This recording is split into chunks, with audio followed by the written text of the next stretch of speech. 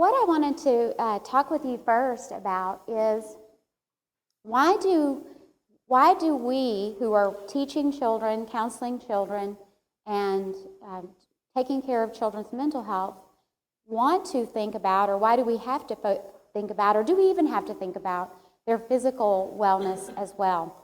So I just pulled some of the more interesting aspects of, any one of these slides could probably be a whole day's topic. I bet you're glad I'm not going to treat it that way on this Friday afternoon. But some of the things that occurred to me that are important, that might be important to you, is first of all to prevent any future illnesses. And as we have enjoyed the discussions from the healthcare reform topic, one of the things that we've really heard is that we're going to have to get a lot better at preventing serious illnesses so that we can spread out the healthcare dollars adequately to each person. And we get a big bang for the buck in prevention dollars, and there's actually, when you go online, you can see actual numbers. For every dollar spent in prevention, we can save X amount of dollars in intervention. And I think as a nurse, I deal with the whole person. So I really want to help people prevent being ill, because I've seen the impact of illness, chronic illness and acute illness on people. Secondly, it's a buzzword in healthcare, which I had everybody raise their hands, but I forgot to ask if there were nurses, doctors, anybody in traditional healthcare. So it's mostly we're in social and mental healthcare in this room. But the buzzword in hospitals, and it may be the same in schools as well, is evidence-based practice. And that doesn't just mean local evidence. In other words, we do what seems to work at the school or hospital level, but that we take the evidence nationally and internationally of what works and apply it to our practice. And we have tons of evidence in health promotion area. And that's why you've got to remember those names, Prochaska and DiClemente, and you have them spelled out on your notes. The last two just have to do with having people have a good feeling, having them feel good. One is to have more energy. It's replete in the literature about diet, the literature about exercise, the literature about drinking water, the literature about stopping smoking, that people who can accomplish those positive habits have more energy for everything else in their life. And in America, we're very focused on producing, and you can't be productive if you don't have enough energy to do it.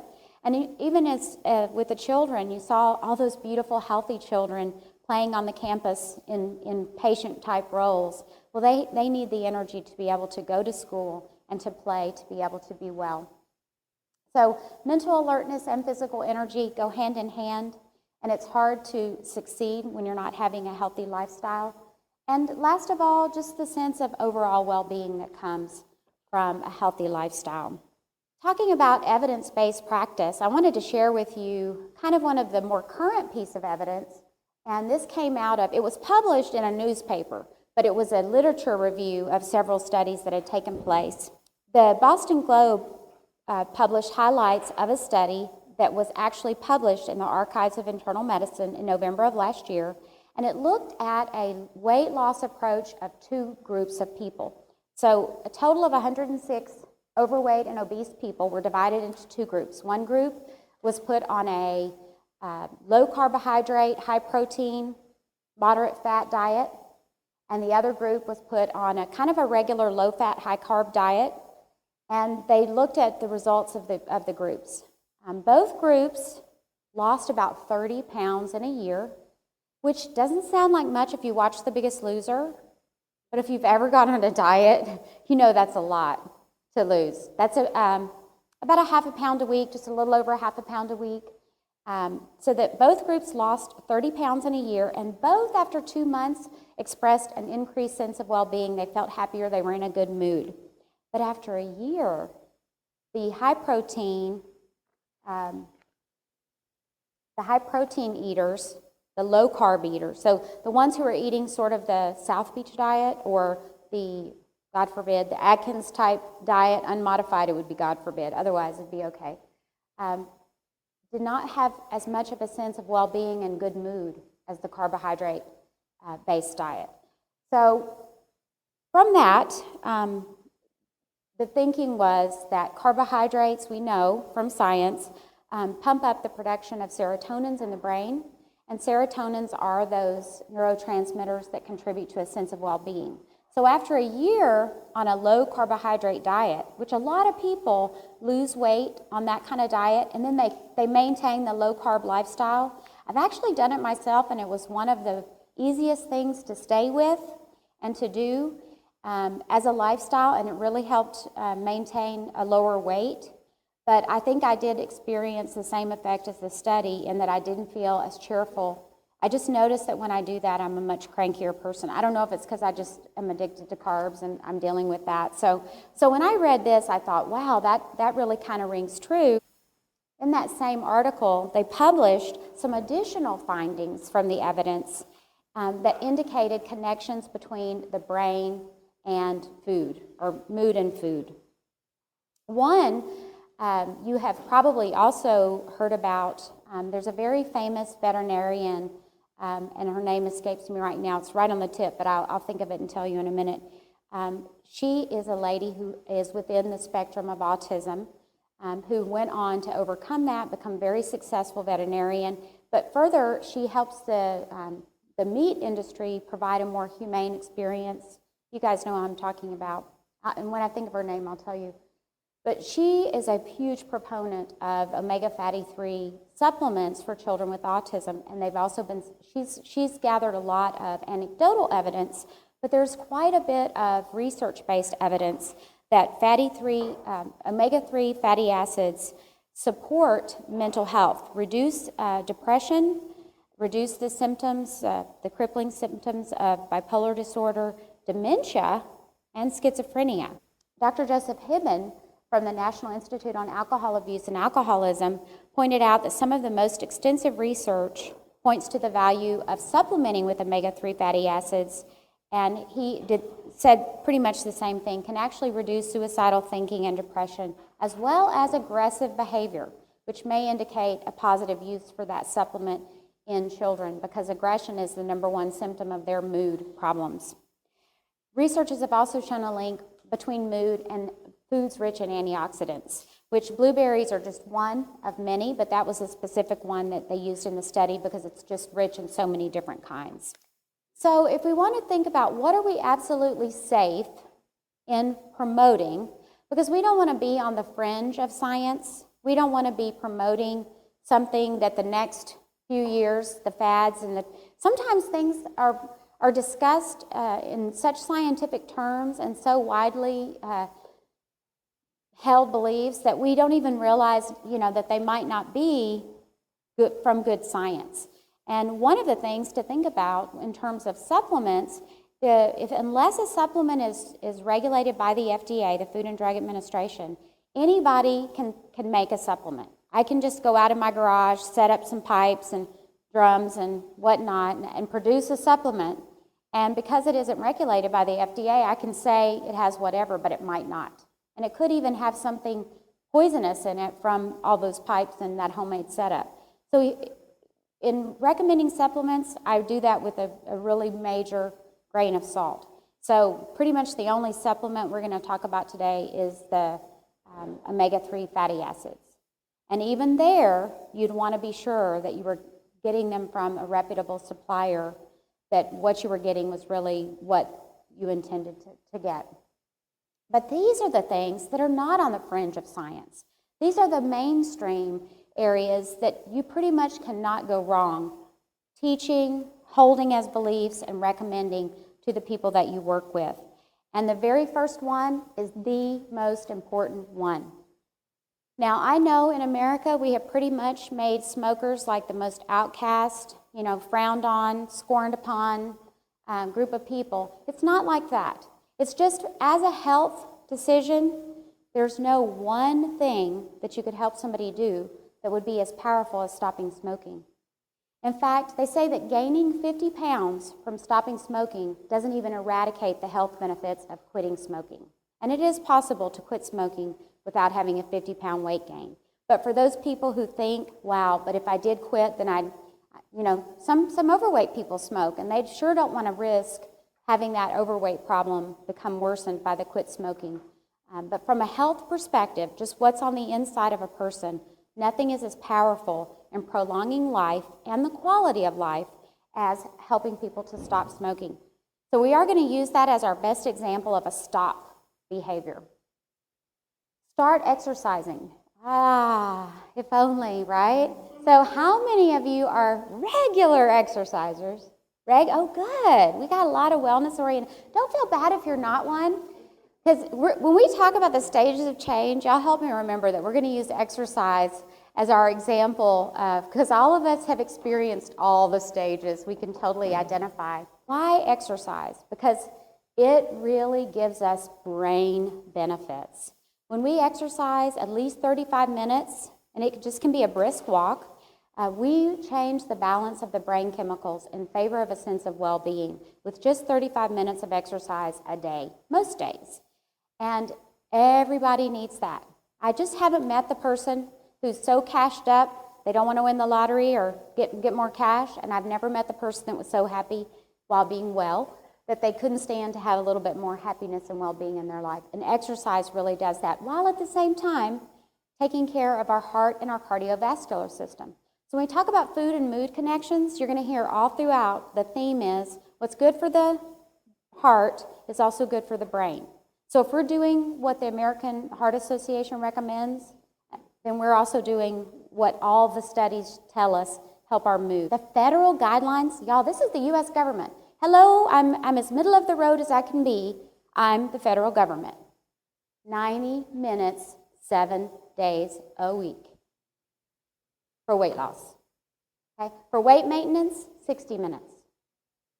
How many of you, even my regular exercisers, no, that's a lot, right?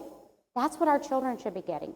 Our children should be getting 60 minutes a day, 7 days a week. If we're trying to lose weight, 90 minutes.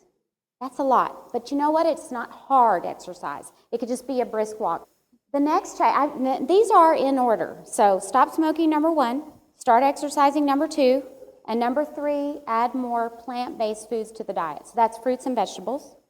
And next is drink more water, which just about anybody can drink more water, no matter how sloppy their discipline, right? So I always think that's kind of a fun one to start with if you can't accomplish some of the other ones. Okay, so we're going to talk about each one of these just a little bit. So here's the names, and of course you have them on your handout of Prochaska and D. Clemente. And they are 2 behavioral scientists who have focused their life's work on helping people mainly stop doing something. Stop smoking is what a lot of the literature is about. And stop smoking is probably the best example of a stop kind of behavior. So if you've got something you want to stop doing, the literature on stop smoking will really help you, and we're going to talk about the specifics of that. Start exercising is our best start example. So when we go through the stages of change, we'll probably use those 2 quite a bit. I think it's fun to work with people on the area of food because most everybody likes to eat, which is nice.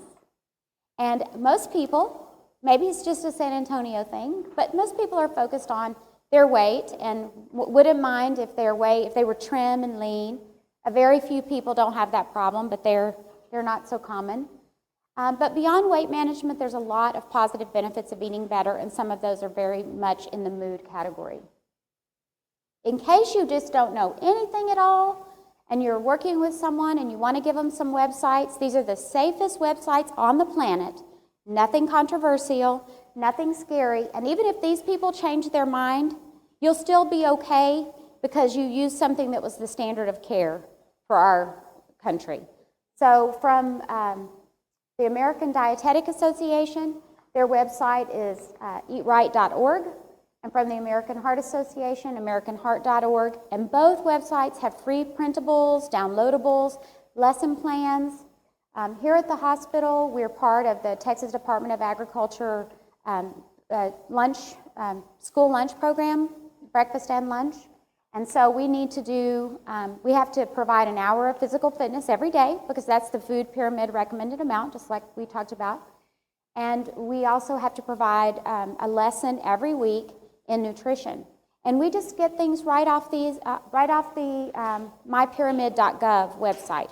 And at mypyramid.gov for the teachers, they have teaching plans for every age group. So for the little preschoolers, school age, middle school, there's a few things for high schoolers, but not as much. And there's also printables and lessons for families. There's coloring pages. There's things in color and there's things in black and white. So it's really a wonderful resource. So these are the three. For the lesson plans, mypyramid.gov is just the best, the best, the best. And for all kinds of overall teaching, if you want to know what you can use in your practice of the current evidence, you would never go wrong going to these websites. Drinking plenty of water is one of the changes that lots of people implement, and 6 to 8-ounce glasses, so it really isn't that much, 64 ounces a day. It isn't that much to drink, but most people don't have that much time to go potty, is where I find the holdup is. I do think that our thirst is probably a pretty good guide of how much water we need. And when you work out a lot and you sweat a lot, which is how we cool off while we're working out, especially in this weather, we find that we have a good thirst and we like to drink a lot of water. And when you're running a marathon, you're drinking tons of water the whole way. I'm sure it's the same when you're walking on a treadmill. So if you're not thirsty, you may need a little bit of water. But typically we stop drinking water just a few ounces shy of the amount that our body actually needed. So once you feel that your thirst is quenched, if you just have a few more sips, then you'll probably be right on, even if you're not measuring those 64 ounces a day. Things that you can advocate with confidence, whole fruits, not juice. Now, I'm not that old, and juice used to be considered healthy, but now it's just considered simple carbohydrates. Now it's just considered something that turns into sugar super fast in the bloodstream and is burned up in a quick minute. It does have vitamins and it does have antioxidants, but that fiber protects us from that rush of a blood sugar high. So we want to go with whole fruits and not juice. Non-starchy vegetables are the best vegetables for us, and that's everything except corn, lima beans, potatoes. And there are some really notable exceptions, like sweet potatoes are starchy, but they have such an amazing amount of antioxidants and vitamin A that they just become a health food, even though they're starchy. If we eat from all different colors within the fruits and vegetables, then we can be sure that we're getting all the vitamins. And so with your children, you might ask them, this is straight from mypyramid.gov, to eat foods in all colors of the rainbow. The purple fruits have different health benefits than the yellow or red ones. Actually, the purple ones have all the health benefits of the red ones plus more. So yellow fruits and vegetables give us beta-carotene, and of course that's sweet potatoes and all the squashes that are yellow, and carrots. Carrots are cheap, and all kids like carrots, especially raw ones. Green vegetables carry our doses of iron and vitamin C. And not all kids like to eat green vegetables, but sometimes they're easy to mix into other foods like lasagna or spaghetti sauce or those kinds of things. Red fruits and vegetables are pretty well accepted by children. A lot of their favorite things are red and easy to get across, and purple too. So red grapes, purple grapes. Strawberries, a tiny, tiny little half cup of strawberries has a full day's supply of vitamin C. And hardly any sugar. Of all the fruits, they have one of the lowest sugar, and so do blueberries. So berries are great. When they're in season and they're affordable for families, they're a great choice. So remember, we're talking about what can we recommend with confidence. If we're working with a family or we're working with a teen, we're working with a young child, we want to know the kinds of things that we can teach without any worries that we're in an area of controversy. That's what we're covering right now. Monitoring the intake of our protein foods. For one thing, protein is it's a wonderful food. We need it for a building block of health. We need, I can't remember the number of proteins that we need that are essential, but I want to say 9, but I might be wrong about that. We only need, though, 5 ounces of protein foods a day. And everybody has learned the trick that the palm of your hand is about the size of a 3-ounce portion of protein if it's thin. If it's thick, then it's more. So really, 5 ounces, if you think about a chicken breast, one chicken breast is usually 4 or 5 ounces. So it isn't that much for a daily intake. If you're having some at lunch and some at dinner, unless it's teeny tiny, you're probably having a little bit too much of this. And just getting that back in balance and putting veggies in place of that extra little bit of meat can really tip your caloric intake in favor of losing that pound a week or half pound. Protein doesn't just include meat and fish and chicken, but also the beans. They're a combination of starch and protein, but they're very, very healthy, low fat, high fiber, good for your heart. All the beans and legumes. So if you can get more of those into your kids' diet, that's a great thing.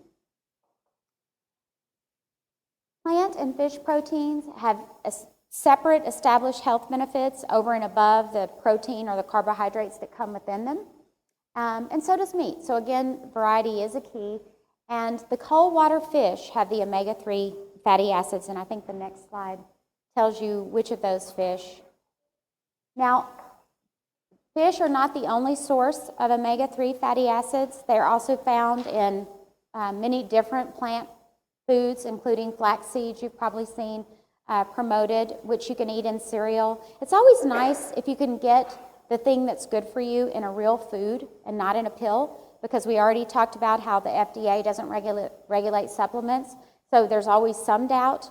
But we know that if you're having several times a week one of the cold water fatty fishes like salmon, trout, herring, or if you're eating flaxseed, and also wheat has a little bit of the omega-3 in it too, and now they're starting to even add a little bit as a supplement to other products, but fish by far and away the best source.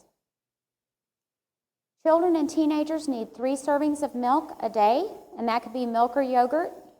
A 1 ounce cube of cheese is the serving of cheese. So a 1 ounce is a 1-inch cube. That's what I mean to say. 1 ounce is a 1-inch cube, and that's just like 2 bites if you are careful. Skim or 1% milk are best.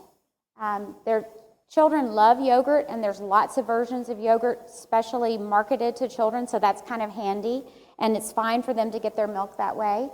You've probably read the literature on chocolate milk. Chocolate milk has all the same benefits of the white kind, and if your children won't drink regular plain milk, they're going to get everything they would get in chocolate milk. However, they're going to get a little bit of extra calories in chocolate milk.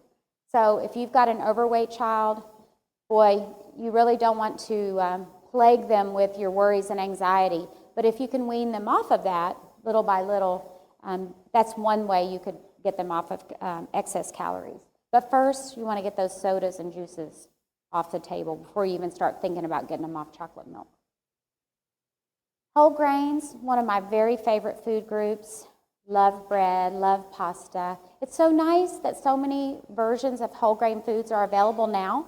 Things that you used to couldn't get, you had to go to a specialty store for whole wheat pasta, you can just get anywhere now. We need 6 servings of grains every day. 3 should be whole grains, but that's a minimum. It'd be fine if all 6 of the servings were whole grains. But do keep in mind with the portion size, what is 1 serving? 1 slice of bread is 1 serving. And a slice of bread can vary in calories from 70 to about 150, so it's worth paying attention to.